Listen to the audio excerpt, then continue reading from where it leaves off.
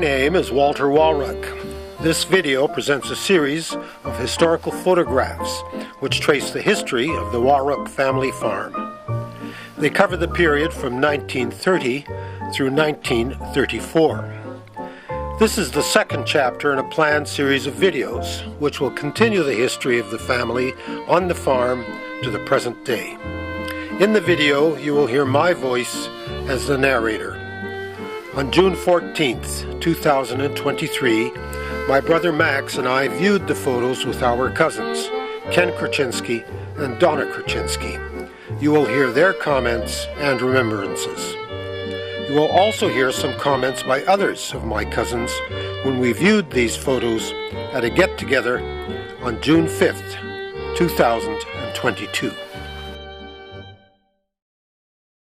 The year is 1930, and maybe I'd start by just reviewing who's living on the farm with Maxim and Mary, with Baba and Guido in 1930. If we look back over the previous years, and in chapter 1, Auntie Rose got married to George Moskal in 1912, so she was off the farm in 1912, some 28 years previous. She died in 1917. Sophie got married to Alex Jarvin in 1921. And so she moved to Brandon with Alex 9 years before 1930. Olga went to work in Regina in 1924. I previously thought she'd gone earlier, but according to her own history, she went to Regina in 1924 and married Pete Corpus in 1926. Eva, her whereabouts are not so clear. But we know that in 1921, Eva was in Hubbard at the age of 15, and she was working as a domestic for the Chipperfields. So Eva was in Hubbard in 1921. And then we know that she went to Regina in 1927. So exactly where she was and what she was doing for those intervening years, we don't know. But we do know that in 1927, Eva was in Regina and working in Regina. So living on the farm then with Baba and Guido were Caroline, Walter, my father, Nick Wawruck, and Francis Wawruck. So there were four of the children were living on the farm in 1930. As we move through these slides, we'll see various departures for good reasons. So here's 1930, give or take. Baba on the farmyard with chickens. It looks like a turkey in the background there. Snapshot probably taken by Olga. Olga had the camera and took snapshots. Interesting, if we look at the photos from the previous era and even many of this era, if someone was taking a photograph, it had to be an occasion for getting dressed up. People would put on their good suits, or else they'd wait until people were dressed up for some occasion to put on their good suits and their good clothes. And pose for a picture. But Olga started taking candid shots, just catching people dressed as they were and going about their daily work, maybe stopping for a moment to look at the camera, and she'd snap a picture. So here's a candid shot of Baba with the chickens. On that same time, we don't know who this guy is, some stranger, and he's grabbed a chicken or a turkey, and in the background, we're looking east, and in the background of the picture, we see the church. So we can see the church on the farm from the farmyard. There was no intervening bush, so you had a clear sight of the church from the farm. So here we are, 1930, going from left to right. I don't know who this young guy is. That's some stranger.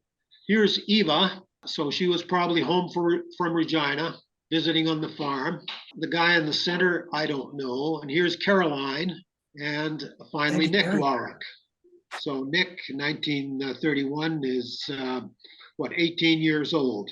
He's grown tall. Again, they're standing, we're looking to the east in the photo. And a couple of interesting things here. The building behind Nick, that's the building in which the girls would sleep. The farmhouse itself had only 2 bedrooms. And I always wondered where everybody slept. But apparently, this building behind them, half of it was partitioned off as a bedroom, and that's where the girls slept, at least in the summer. I don't know how well heated it was. The other thing of interest here is we see the boys are dressed in their work clothes. But Eva and Caroline have nice dresses on, and they seem to be identical dresses. So Eva was working in Regina as a seamstress, and I suspect that these are made by Eva, and Eva brought her sister a dress, and now they're showing them off for the photograph. About the same time, here's everyone else in their work clothes. The guy on the left is Eugene Jarvin, Alex Jarvin's father. Next to him is a Sokolowski, and there's Baba, and there's Dido. Nick Wawruck, again, about the same time. Here's another sight that we often see in these photos is that pile of wood. So Wow, that was fuel for the winter. And that wood pile appears in a number of photos, stacked along the east side of the farmyard. And Nick's dressed up for some occasion. He's got his white shirt and his tie on. I don't know what the occasion was, or maybe he just dressed up for a photo. Okay, still in about 1930, here's my father standing in the doorway of the barn that he helped build and finish in the previous few years. So there he is standing casually in the barn door, dressed in his work clothes. This snapshot was taken at the same time. So here's Nick Wawruck, Maxim, and Dad. Oh, wow. The three Wawrucks. You notice comment was made about Maxim's stature, that he was a very short man. So here he is, he's got to stand on the still to catch up with his sons. Yeah. And Walter and Nick are standing on the ground. Yeah, Walter and Nick are on the ground, and Maximum's about 8 inches higher in order to catch up with them. Yeah. So now, for the first time, we see Nick Zavaduke. Mm. The occasion was probably just before or at the same time that Nick and Carrie got married. So here they are in their very fine clothes and their good clothes. And a prominent part of the picture now is the automobile. And if we look back even in the earlier decades, a lot of pictures were posed against the automobile. So this was an opportunity. You're taking a photograph and you have a chance to show off your possessions. So here's Nick's brand new automobile and his brand new bride or fiance and his good suit. So Nick Wawruck Nick Zavaduke, I should say, was an exception in these days.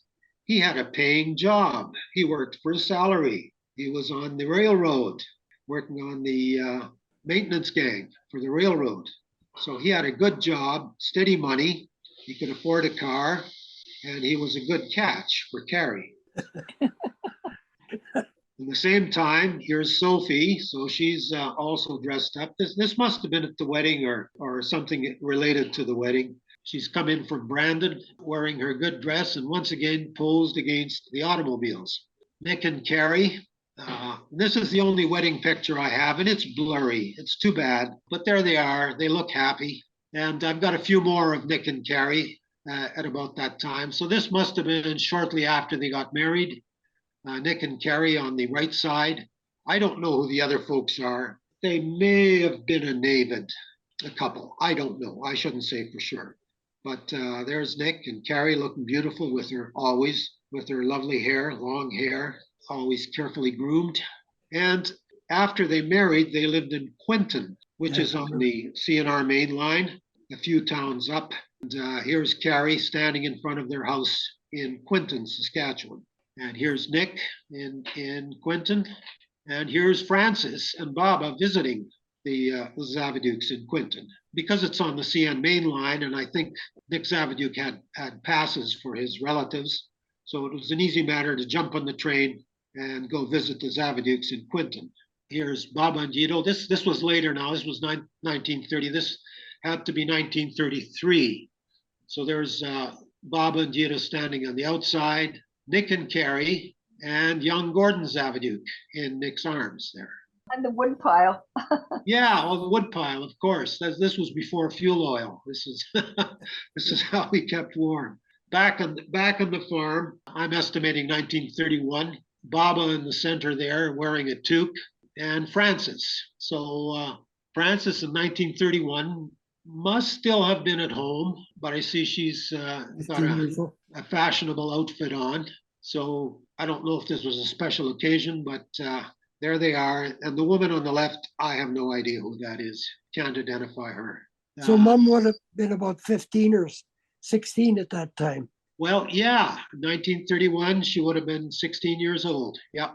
Maxim and Nick by the plow. So in 1931, except for the steam engine, which drove the threshing outfit, all the farming was done with horses. So here's a horse-drawn plow. Nick sitting on the plow, Maxim standing there posing for the photo. And once again, we've got one of the sheds in the background. We haven't seen the barn for a while. Maybe in one of these photos it'll show up. Now out on the field, here's Nick and Walter with big straw hats. They're working in the sun. And there's Raymond Corpus sitting beside Walter. So Raymond would have been 4 years old at this time. We got a few shots of this cultivating work here. How many horses were there? Quite a few. Yeah. Let's have a look at that. There must have been 1, 2, 3, 4, 5, 6 horses plus a colt. Now, if a horse had a colt, when the horses went out working in the field, the colt would run along with the horses. So the colt would come out in the field and stay by its mother as they were doing the field work. They needed a drink. There's Ray Corpus standing on the plow. And Ray Corpus up on the horse, getting the ride. And we see the colt again in the foreground. So here we have Nick Wawruck in the center. And the guy on the left is Mike Dabrowski. So he was about the same age as my dad and Nick, and they hung around together with Mike Dabrowski. And we see him in several more photos as we go forward. The Dabrowskis lived, maybe 3 miles away from their farm to the north. And Wasyl Dabrowski came from Koshlake, the same town as Dido. So they were countrymen, and they had known each other in the old country. So they were neighbors and friends. The guy on the right is John Wenz. You remember John Wenz, Ken? Yeah, I remember him very well. Yeah. Yeah, they used to come in and cash checks that brought grain to Dad. Yeah, I'm sure. Yeah. So his first wife was a Nilicha. So they were closely connected to a lot of the families in the neighborhood. Now, this photo came from Kathleen. And this is Kathleen's writing on the back. And so she collected these photos. This is long before she was going around with Nick, but I guess she assembled the photos and put a caption on them, identified the date and the people in the photo. This was Kathleen's brother, Mike Dabrowski. 4 photos, all featuring Nadia Corpus. So this is Nadia as a, 1931, as a 2-year-old. So she's in turn being held by Baba, by Dido, by Nick Zavaduke, and here she is driving the car. Well, that's a Philco on the left for sure. That is Paul Philco, absolutely right. Oh my gosh, is it ever? He never changed. He No, never he changed never over the did. years. Yeah, I could pick him out. You might recall the photos we saw him in 1921 as a schoolboy, 10 or 11 years old, and you immediately recognize him. He Yeah. looked exactly the same. So there's Paul Philco on the left, Nick Wawruck in the center, and my father in his new suit, and probably his first suit. Oh, So wow. notice a nice double-breasted suit. Probably bought it for Pete Philco's wedding, which we're going to see in a moment. So he's got a chance to show off the suit and get photographed in the suit here. Say, Walter, there was a Paul and a Peter Philco, wasn't there? Was that his brother? Yeah, I think one of them were single. I don't know if I have that right. no, exactly right. So the guy we see here is Paul. This is Paul, and he never married. He was single. Their father was Fred. Okay, their father was Fred Philco. Okay. So Paul, Peter, and Sophie were the 3 children of Fred Philco. And the Philcos, Fred and Nick, probably met Baba and Dido in Brandon. And at the same time that Dido went from Brandon to Hubbard to Homestead, the Philcos came out at the same time and took homesteads. And so they were neighbors in Brandon, and they were neighbors on the farm because the Philcos had the adjacent farm. Now here's Pete Philco, the groom.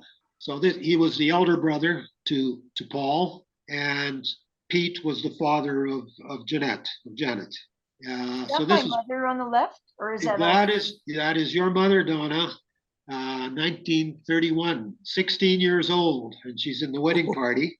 Pete Philco's marriage, also in the photo. So here's Sophie Philco. Oh, right. So this is a sister to the groom, and she never married either. She was a spinster her entire life. She and Paul lived on the Philco farm, and neither one of them ever married. Way off on the right is my father. He's part of the party. There he is in his nice double-breasted suit.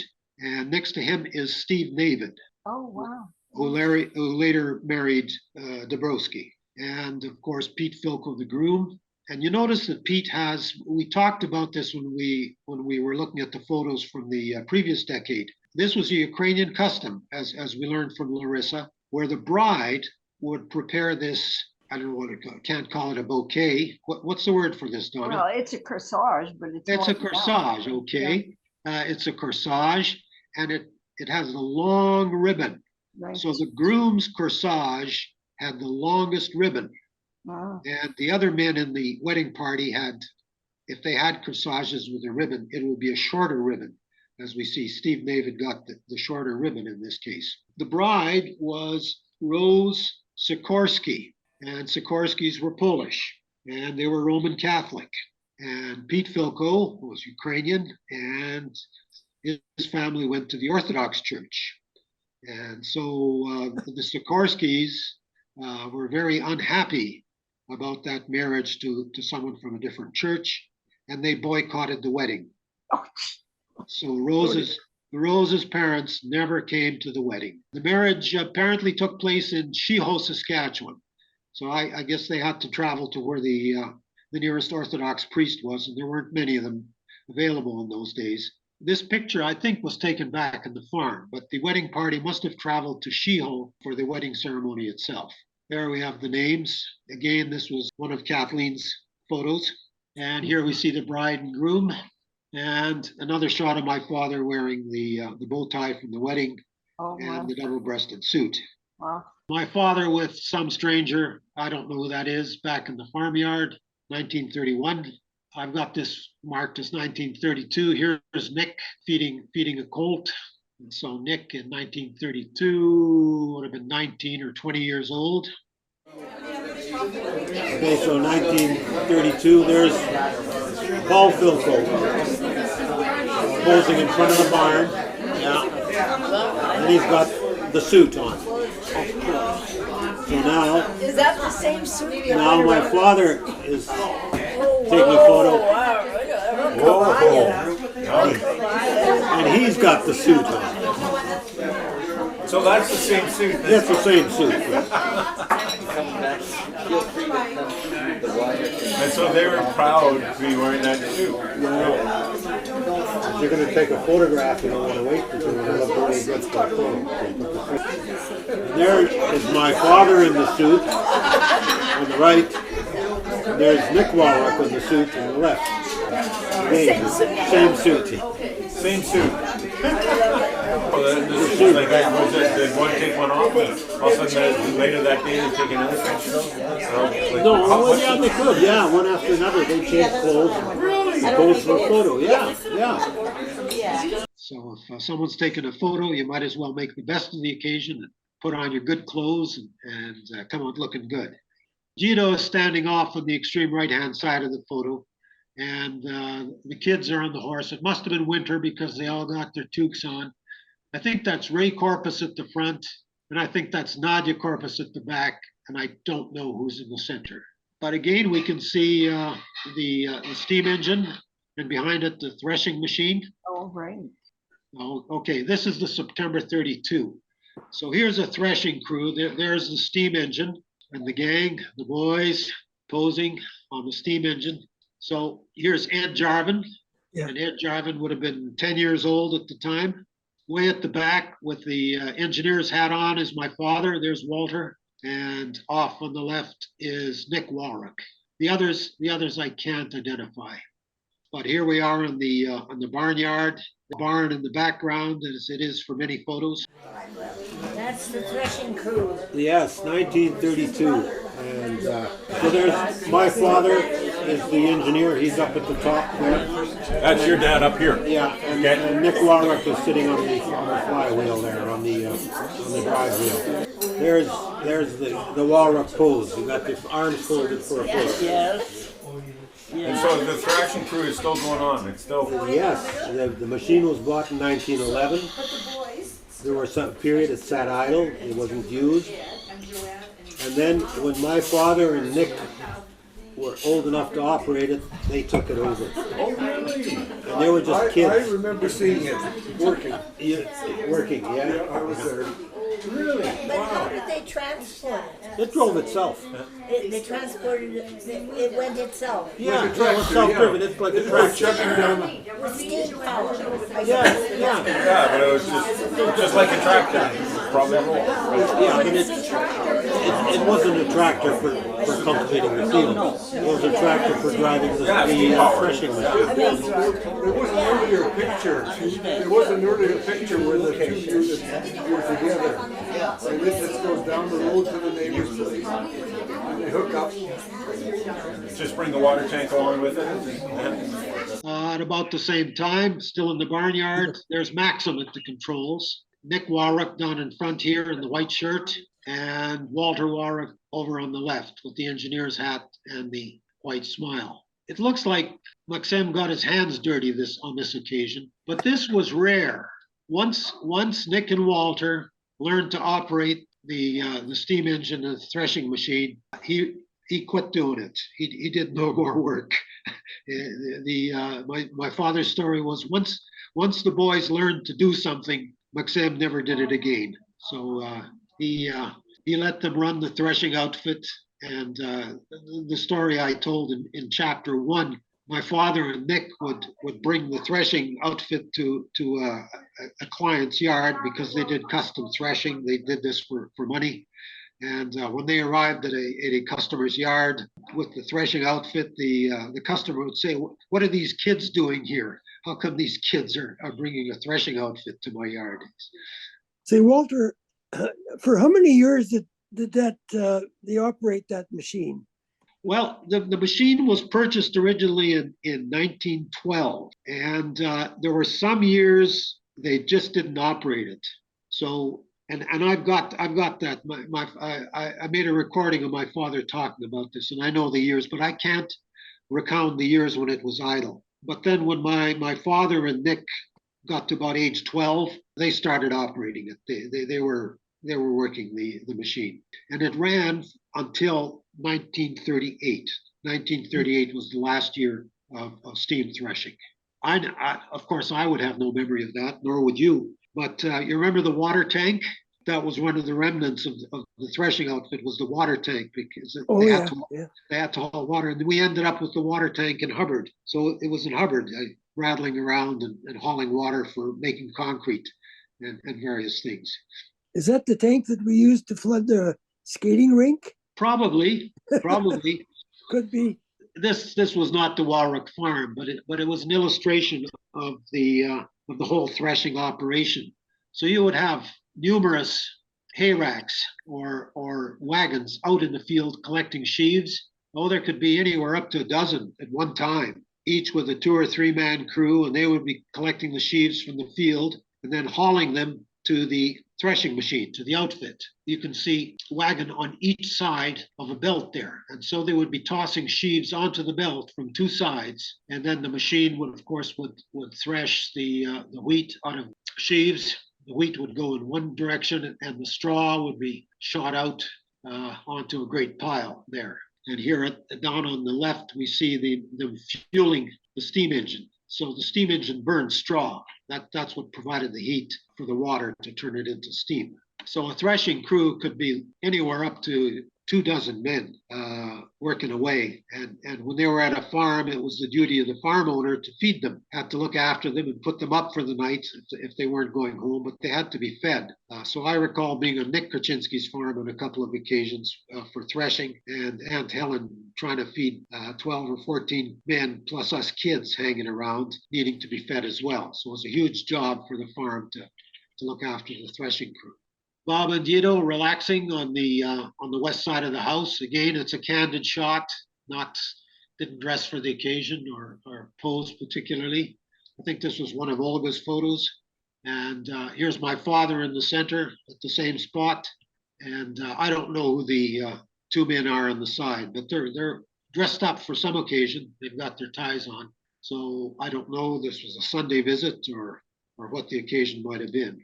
Here's Frances. Now she's either still at normal school or a teacher, but on occasion she's got a chance to show off her winter coat and hat, smiling and happy as always. So there's one shot and another shot with the winter coat. So I don't know what the occasion was. Here's Baba sitting with some other people, and she looks a little tipsy. They all look a little. They're all leaning that They're, way. yeah, they're leaning on each other. Yeah, we're doing the wave. So who's the gentleman? Is that? I don't know. No, we don't know these people. We just know Baba. Just Baba sitting right now. Okay, could be. About the same time, about 1934, Baba and Guido. Here's Nick standing up on the fence, and on the same day and the same occasion, here's Helen Dabrowski and Frances. So Frances was away from home as a teacher at this time, but she's back at the farm for some occasion. Dressed pretty fancy. She's got her dancing shoes on there and posing with Helen Dabrowski, her good friend. And now this character shows up for the first time. Here's, so I guess having met the Korchinskys at Telemet, I don't know how they met, but anyway, here's Joe Korchinski with your mother on the farm. At this time, maybe they're engaged or shortly after they married, I don't know. But I'm dating this photo as 1934. Yeah, well, they married 35. Yeah. You know, there's a story that mom, well, I can't remember whether it was from mom or dad, but I guess Dito Levitsky and Dito Wawruck were both on respective school boards. And I think they got talking at one time. It might be a good idea if these two folks got together.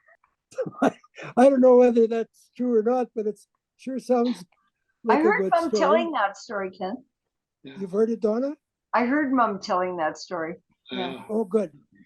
Yeah. So there was influence from above. Don't they look happy, huh? Yeah, they do. Yeah, they sure are. Okay, Ken, there's the water tank down to the right. Oh, sure. Yeah. Okay, you recognize it now. Yeah. So back on the farm, here's Nick holding the horse and a bunch of grandchildren up on top. So I think that's Nadia up at the top, Raymond on the right, Donnie on the far left, and I don't know who the blonde is. Could have been Joanne, I don't know, but I think Joanne would have been a little younger. Maybe not. I would have guessed Lovey Jarvin, but I don't know. No, it's not. It's not Lovey. Lovey was very distinctive. I think, Yeah, she had the thin face. This child has a bigger face. So I'm thinking possibly Joanne, who was blonde when she was young. Now, Eva, we haven't seen much of Eva. We had Eva in one photo earlier on, and she went to Regina in 1927, had been working as a domestic since 1921, on and off. I don't know. We'll have to ask Leona what her mother was doing in those years. And now we have a photo of her, 1934, I'm dating this. But when Eva was in Regina, she hung around with her sister Olga, of course, and Olga took numerous photos, family photos in Regina. So Eva shows up in a large number of Olga's photos. If you get one of Olga's albums, we see Eva in many of those photos there. Oh, Walter, this looks like a studio photo. This is a studio photo, Yeah. yes, yeah. And so in 1934, she married this guy from Regina, John Samko. They must have been married on the farm because this marriage certificate that I got from Leona was issued from Hubbard, and Reverend Kucherowski was an itinerant, well, not itinerant. He was a farmer priest. He was a lay priest, and he lived to the north. Can't think of the name of the town right now. North of the 52, there was a little town that was a railroad terminus. I'll think of the name. Anyways, here's their marriage certificate, 20th of May, 1934, and John and Eva, again, the studio photo. There are no photos that I've come across of their wedding on the farm. And this is the only photo I've got of John Samko from this era. I don't think John came out to the farm too much. So we have this photo of John and Eva, their marriage in 1934. Steve Moskal, also 1934. And this is a dated photo. So Steve would be born in 1916, so he'd be 18 years old. In 1933, his father, George, died. There really wasn't a way for him and his brother and sisters to make a living on that farm. So Steve left the farm at about in these years. Shortly after this, he went to BC, worked as a logger. So on this occasion, I think it's the Wawruck farm, but we see Steve dressed up in his fine clothes. He's got his suit and tie on, his nice overcoat. Very handsome young guy, 18 years old. And he probably would have visited the Wawruck farm from time to time, but more likely he would have visited with his cousins, because his father's brother, Moskal, had a farm to the north of the Wawruck farm. He had cousins there who were about his age. And we'll see some of them in subsequent photos and after 1940 as well. So here's Steve, prepared for launching his career out in the world, looking for work, all dressed up, posed for this photo in his finery in 1934. Also in 34, maybe earlier in the year, we've got a new suit. So between Nick and Walter, they've bought another suit. It's no longer double-breasted, single-breasted suit with a vest. And here's Nick posing for a photo in the suit. And then on the same occasion, here's Walter posing for a photo in the suit. What if they both had to go to one event? Yeah, that's a tricky question, Donna. I don't know what we did. This is in the depth of the Depression. Yeah. 1934. They had nothing. They had zero. There wasn't.